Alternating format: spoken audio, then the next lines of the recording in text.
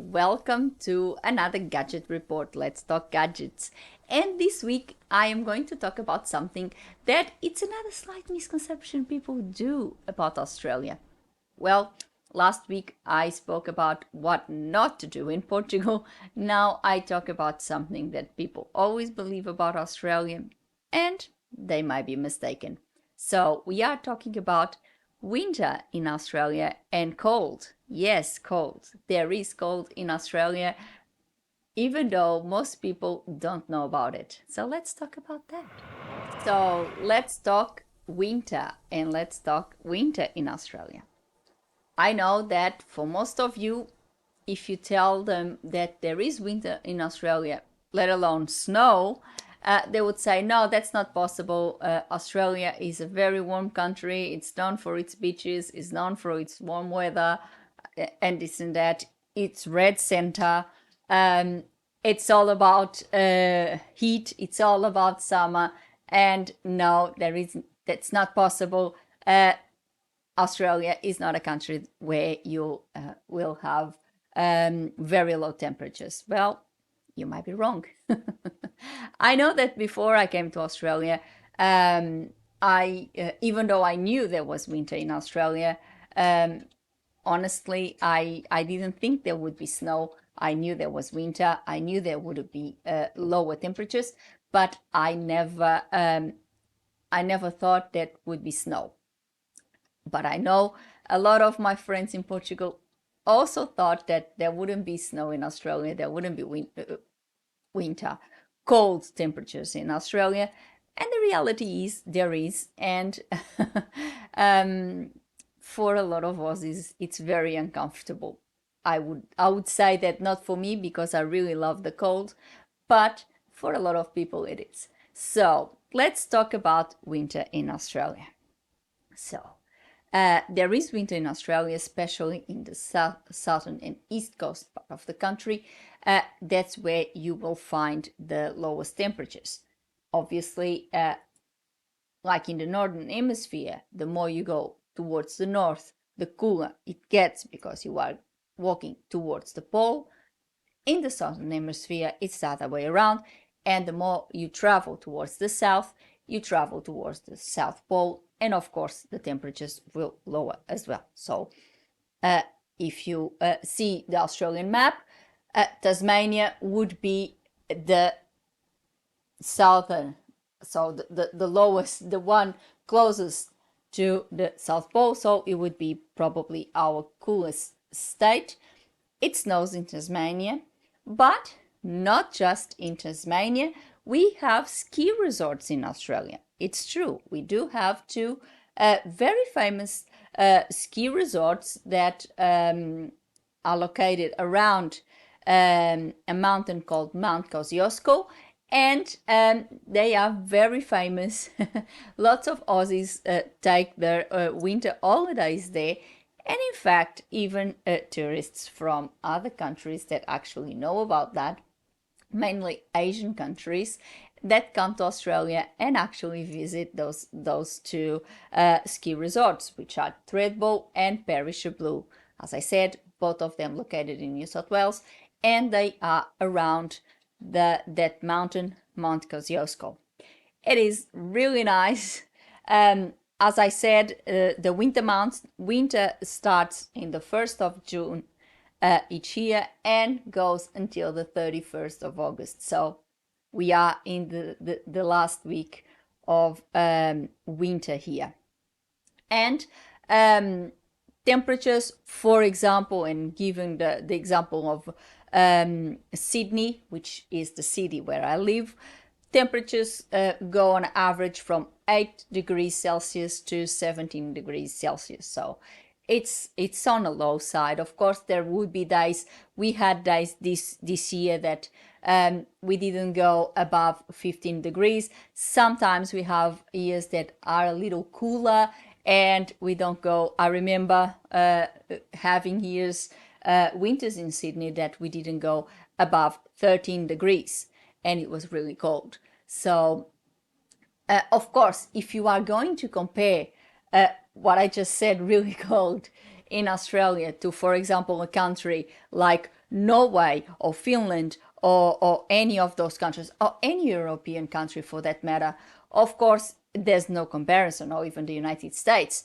Of course, there is no comparison because the temperatures there will always be cooler, and the winters there are cooler than the winters here in Australia. But in fact, we do have winters, and our temperatures are also very low as well. And there's obviously places that go below zero. This winter was particularly cold.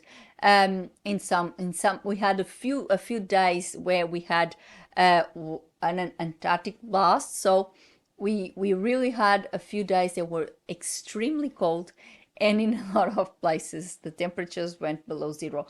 Canberra, for example, usually goes below zero. Their minimum temperatures usually go below freezing point.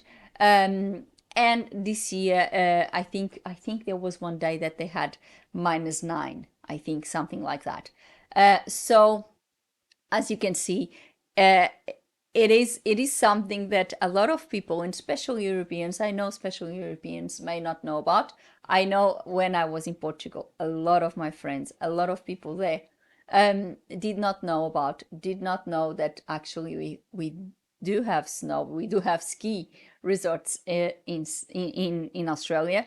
They all know about Bondi Beach, they all know about the Gold Coast, but when we talk about Threadbow or Bearish Blue, they just don't know about it because it's something that nobody thinks it's possible because everyone associates Australia with heat. And yeah, we do have it. Our summers are excruciatingly hot.